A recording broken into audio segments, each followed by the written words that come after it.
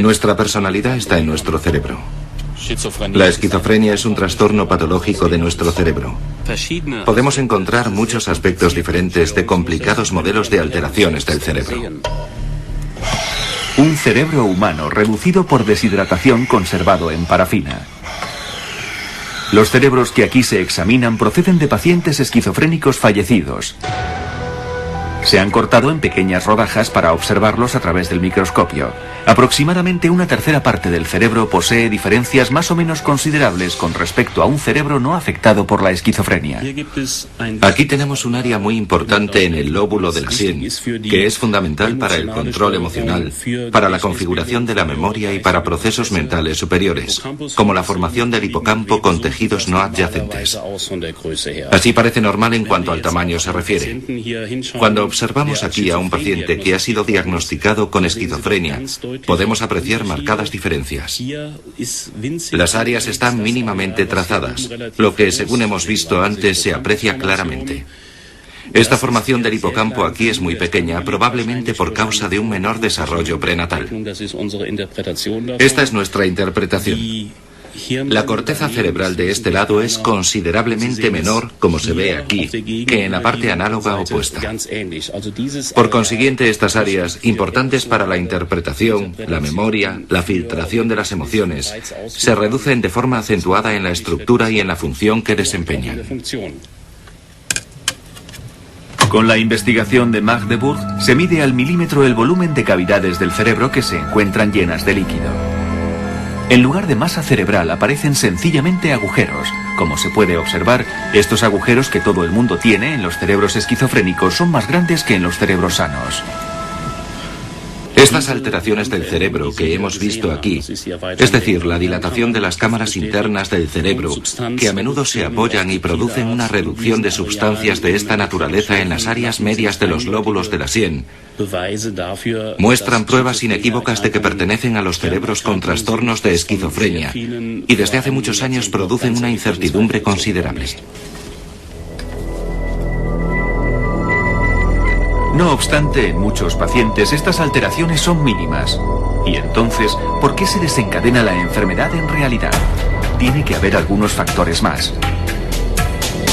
Por el momento se cree que lo más importante es la transmisión hereditaria, es decir, los genes.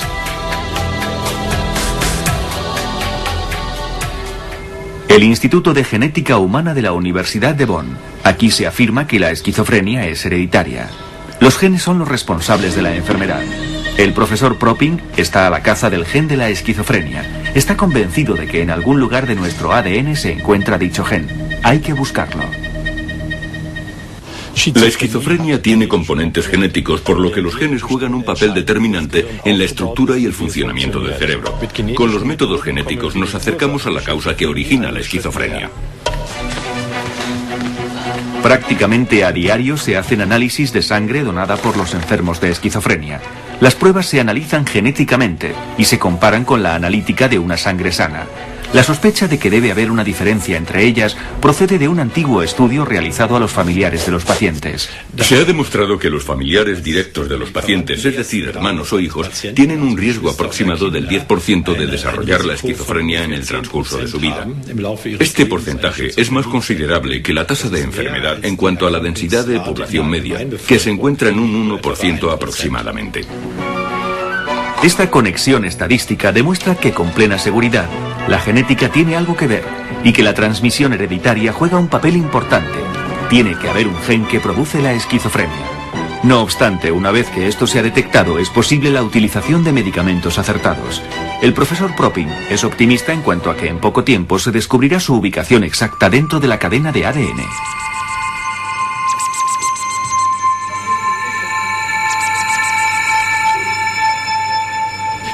La comunidad científica ha aislado diferentes regiones cromosómicas que predisponen a la esquizofrenia, en las que se puede localizar el gen con mayor probabilidad. También existen hipótesis muy concretas que se verificarán y se validarán en un momento determinado.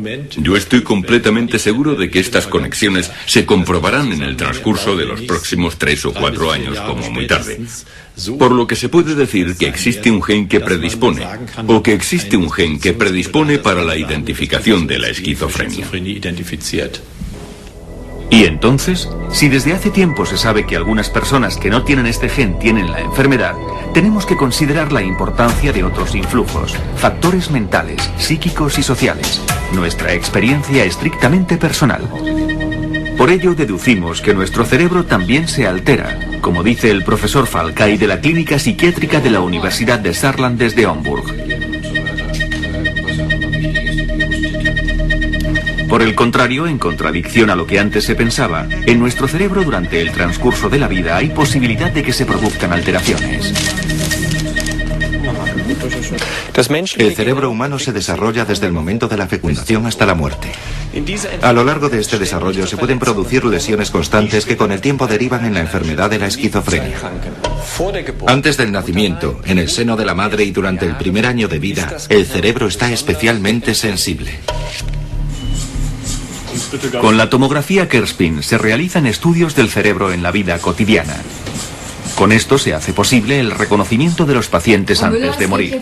Con este método han surgido 3 imágenes particulares pertenecientes al cerebro de una persona sana, de una persona con esquizofrenia y de su hermano, que no obstante no está enfermo.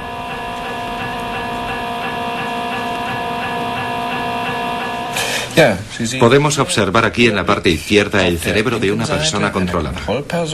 Son imágenes tomadas a través de una tomografía Kernspin.